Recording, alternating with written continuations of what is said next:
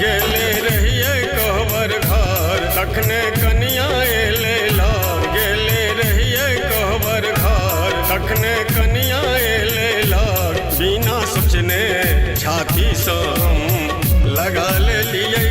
बिना सोचने छाती से हम लगा लेलिए। गेले रहिए कहबर घर।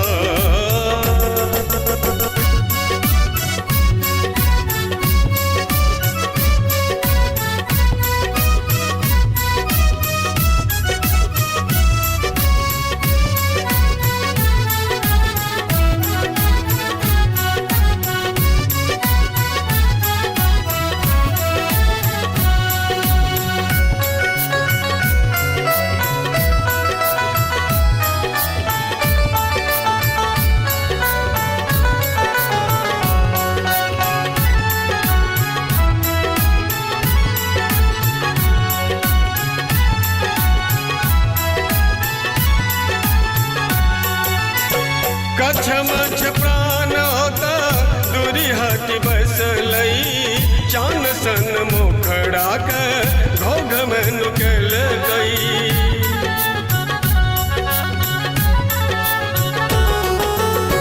कछमछ प्राण होता दूरी हटी बस लई। चान सन मुखड़ा के घोघ में निकल गई।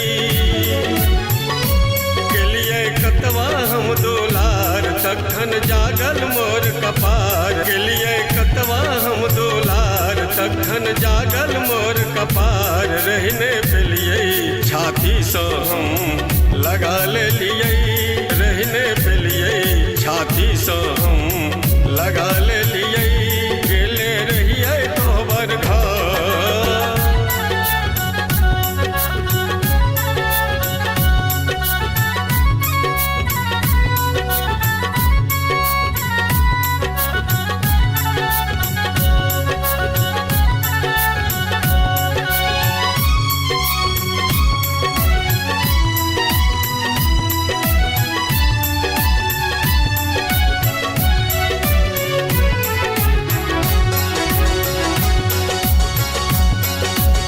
बाते व्यवहार में तो बीतल अधिरतिया।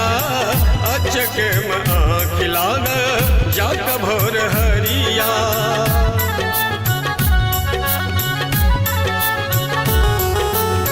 बाते व्यवहार में तो बीतल अधिरतिया। अचके में आँख लाग जाक भोर हरिया।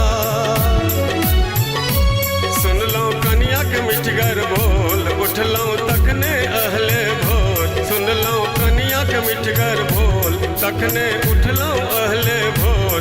रहने पे लिए छाती से हम लगा लेलिए।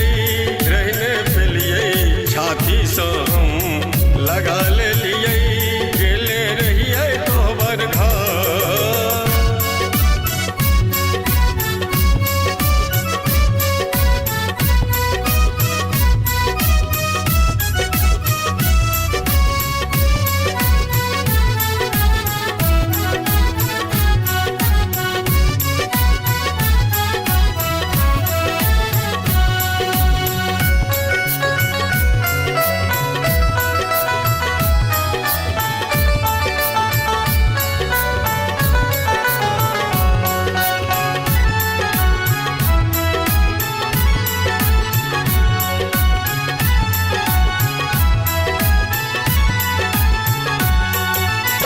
रात के थकनी सो रही झमार।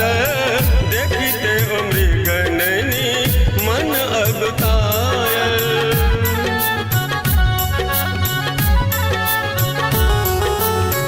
रात के थकनी सो